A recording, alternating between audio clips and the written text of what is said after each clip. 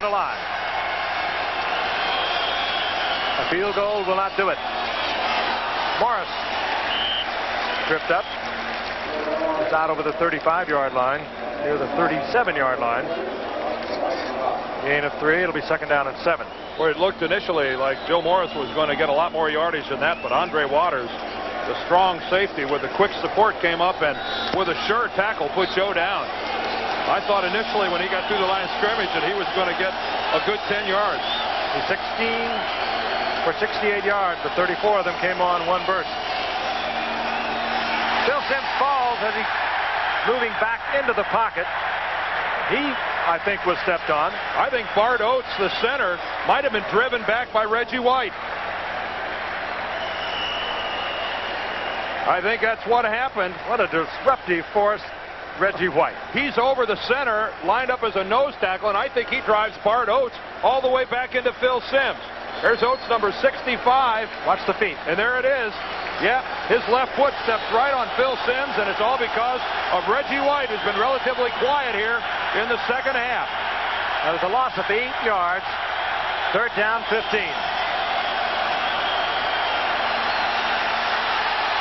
Simms. Bavaro. Simms chased out of the pocket, kept his cool, gets the ball perfectly to Bavaro, who was well covered. Dumped it right over Wes Hopkins, and Bavaro gets a Giants first down on a 33-yard pickup inside the 40 of the Philadelphia Eagles. And Reggie White coming in from the left, so close to making the play on Simms. Phil senses his coming, steps up and lofts just again a perfect touch pass to Mark Bavaro. The coverage by Hopkins not all that bad, but another perfect throw from Simms. And look at this, inside the 40. Bavaro, 6 receptions, 121 yards. He's back. Morris squirts to the 33-yard line. Inside 5 minutes. Clock ticking away at 4:10 remaining in the game. Each club with a pair of timeouts remaining, but keep in mind a field goal doesn't really do the Giants a whole lot of good. They're down by 4, 17-13. They need to get in the end zone. Baker is right, number 85. Manuel to the left, number 86. Second down and 7. Morris turns to the inside, runs into his own man, running into Baker, who was trying to get in front of him for the block, and is inside the 20 with the Giants first down, but that one could have gone all the way. That would have gone all the way, Frank. Stephen Baker is really trying to do his job on the outside. He's hustling to make a block, but when he comes back to the inside, Joe Morris has nobody between him and the end zone except for Stephen Baker. There's not an Eagle within 5 yards. What a block by Carson on Jerome Brown to spring Morris. Morris again. Turns back into the traffic, nothing doing there. He'll get a yard. Reichenbach there initially for the Eagles. Giants coming to life late in the game. They had a 90-yard drive. They settled for 3 there. They went 75 yards and got a touchdown out of that. And they're threatening once again. 2:45, the clock is moving. There you see. Second down and 10.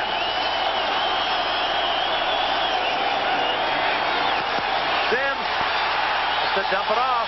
One they could call if they wanted to. Mike Pitts was pressuring Simms. Simms dumped it off. No Giants receiver in the area. Ooh, but no flag also. Boy, how does that not draw a flag? The interpretation of the rule is if the quarterback gets rid of the football to avoid a sack, it's intentional grounding. I don't know how you can interpret that any other way than Phil Simms got rid of the football to avoid a sack, and the Giants take a timeout. But they take a timeout because they were late getting the players on the field. They wanted to bring in their wide receivers, but the third down and long, and they have called timeout. They are now down to 1.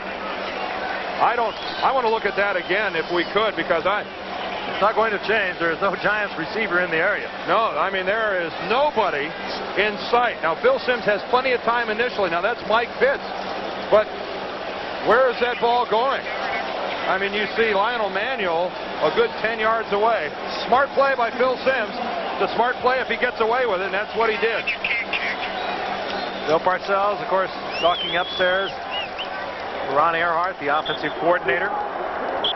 They're in conference. And the play passed on to Phil Simms. Otis Anderson checking into the lineup for the Giants. Good receiver, Otis Anderson, out of the backfield. 3rd down and 10. He had a couple years with the Cardinals where he had over 70 catches. Giants in a 2-down mode on 3rd and 10. No matter what, they will go on 4th down. And everybody on this, everyone's on their feet.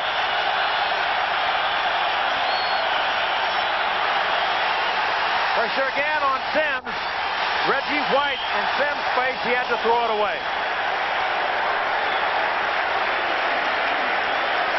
I said it's difficult for young teams to put together 60 minutes of football. But Reggie White is putting together 60 minutes of football. Phil Simms had no chance whatsoever. None at all. Reggie White working against Bart Oates, the center, who doesn't have a chance. And neither does Phil Simms. 4th down. Simms has to work under the center. Crowd on his feet.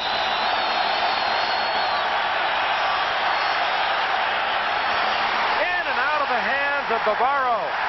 A perfectly thrown ball. How does he drop that? 6. How does he drop that? That's the play you want to have. You go to your big money guy. Phil Simms makes the right read, the right throw. There just wasn't a catch. It was right in there. Good protection for Simms. Bavaro, who has caught 6 balls tonight for over 120 yards, in and out of the hands of the sure-handed receiver. Again, the protection that Simms has not been getting all night. They handled Reggie White. Stepped back right into the pocket, and Bavaro could not handle the perfectly thrown ball. Keep in mind here, without a 1st down, the Giants will get the ball back again.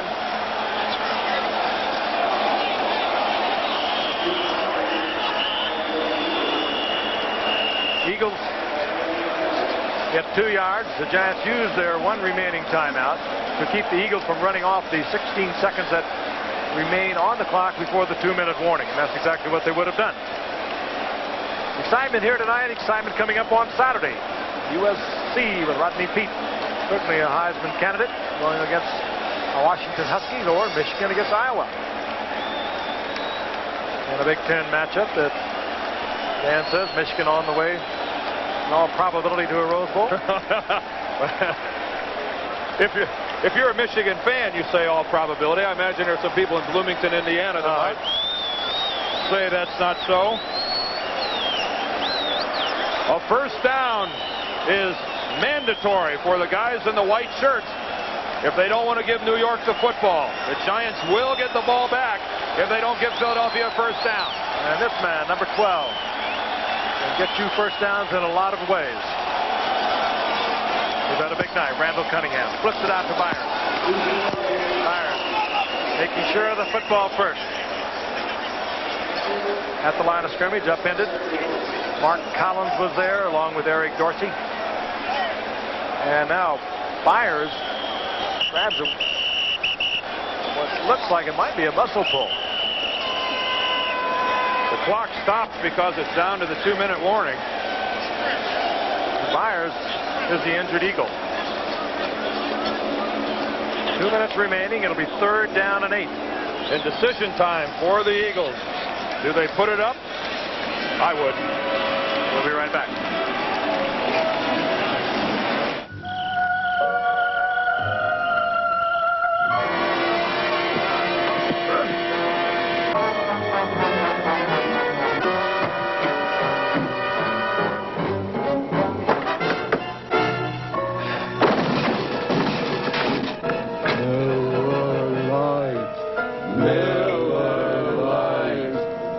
On Halloween, there's only one light beer, Miller Lite.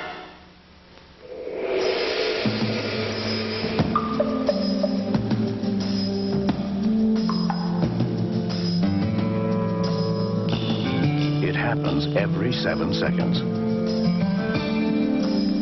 Every 7 seconds of every hour of every business day, America puts another new Epson computer or printer to work.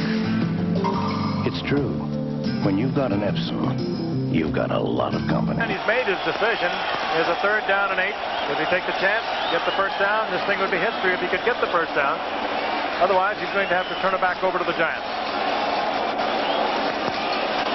He believes in his quarterback. Carter on his way. Chris Carter.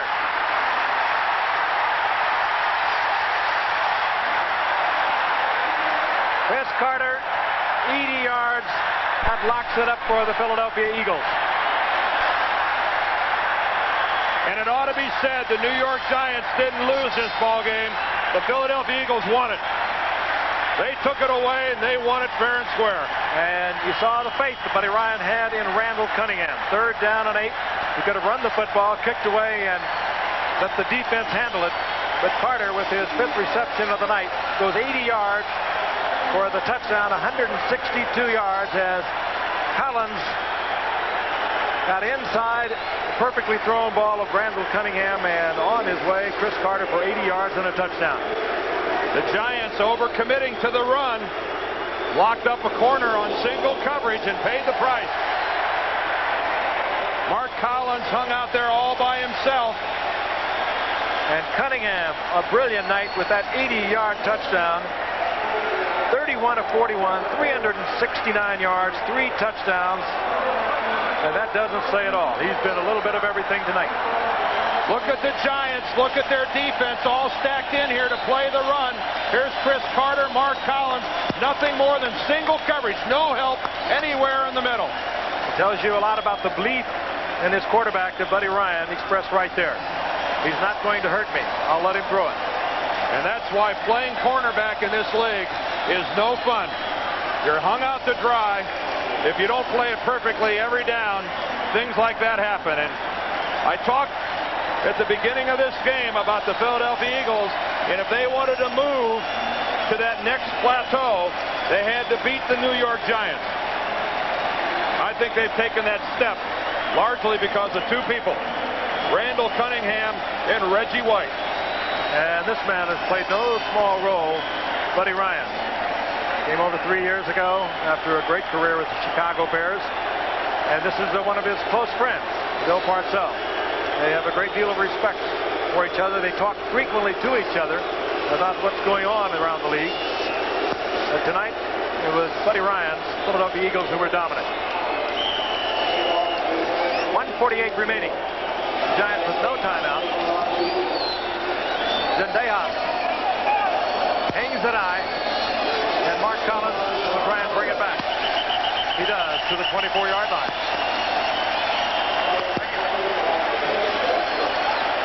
I tell you, our executive producer of ABC's Monday Night Football is Jeffrey Mason, and tonight's game produced by Ken Wolf, directed by Larry Cam. Our halftime producer, Rob Biner. Our halftime associate producer, Emily Deutsch.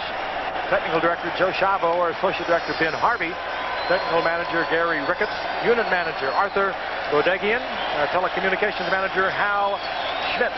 Assistant to the producer, Bruce Clark and Patrick McManus. Research and information, Peter Hurt. Our computer statistician, Mark Amento. On first down, Phil sends his back. Screen. Otis Anderson steps out of bounds. He'll stop the clock. Also, Kelly Hayes, our designer spotter, with us tonight, along with Mike Swanson. And in charge of our stats is Steve Hurd, is on the West Coast, where tomorrow night the National League Championship Series will resume. Frank, is there any truth to the rumor that's been floating around that today is our director, Larry Cam's 49th birthday? Can that possibly be true? He looks every bit of 39. We wish him happy birthday. Glad to have him back with us. And again, our crew and some of the guys went through a long day to help bring you this Monday Night Football edition. Working on the championship series, and here is Otis Anderson again. Up to the 45-yard line. They've run these last 2 passes to Otis Anderson on screens, but have you seen Reggie White, and we've got to fight, Jerome Brown, taking on someone considerably smaller? I think it's Stephen Baker, is it not? He's about the smallest man out